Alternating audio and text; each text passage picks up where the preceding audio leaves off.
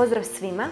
Danas vam pripremamo 4. od 10 najavljenih smutija za mršavljenje. Naravno, vi si možete izabrati smuti koji vam se najviše sviđa po okusu ili tegobama i baš iz tog razloga ih snimamo više kako bi si svatko pronašao ono što mu najbolje odgovara. Također ne morate koristiti jedan smuti cijelo vrijeme.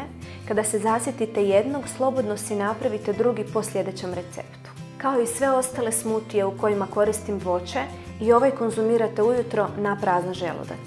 Ako ga želite piti navečer, prethodni obrok mora biti unesen barem 3 do 4 sata ranije. Također, ako želite ubrzati proces mršavljenja, na mom Instagramu slobodno besplatno skinite zlatna pravila kombiniranja hrane. Za sve vas koji imate problem zadržavanja viška tekućine, pazite da koristite prirodne namirnice koje pomažu izmokravanju. Ananas je po tome idealno voće koje djeluje kao prirodni diuretik, a samim time pomaže i kod detoksikacije i mršavljenja. Krastavac je hranjiv i zasjetan, ali istovremeno je niskokaloričan, što ga čini idealnom povrtnicom za mršavljenje. Uglavnom se sastoji od vode, pa će vas savršeno hidratizirati, ali i eliminirati višak tekućine iz organizma, čime ćete mršaviti, ali i imati lijep ten. Odličan je kao detoks napitak jer pomaže izbacivanju toksina iz organizma. Laneno sjeme sadrži savršene osobine za mršavljenje, posebice zbog njegovih sposobnosti da ubrza sagorijevanje masnoća u tijelu, te zbog sadržaja vlakana koja smanjuje osjećaj gladi i pružaju osjećaj sitosti.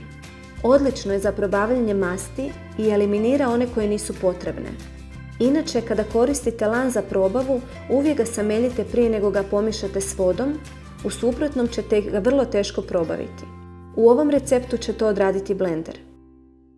Aronija regulira šećer u krvi, pa nećete imati želju za slatkišima i ugljikohidratima. Daje energiju zbog sadržaja folne kiseline, što je prednost kod osoba koje treniraju kako bi izgubile kilograme.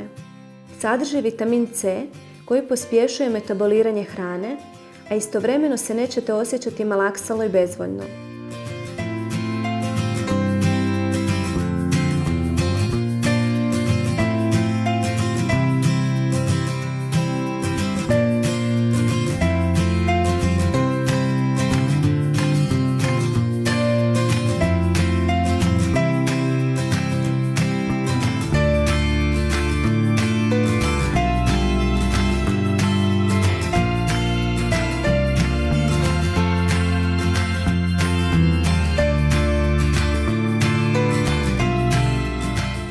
Ako imate bilo kakva pitanja ili prijedloge, ostavite ih u komentarima.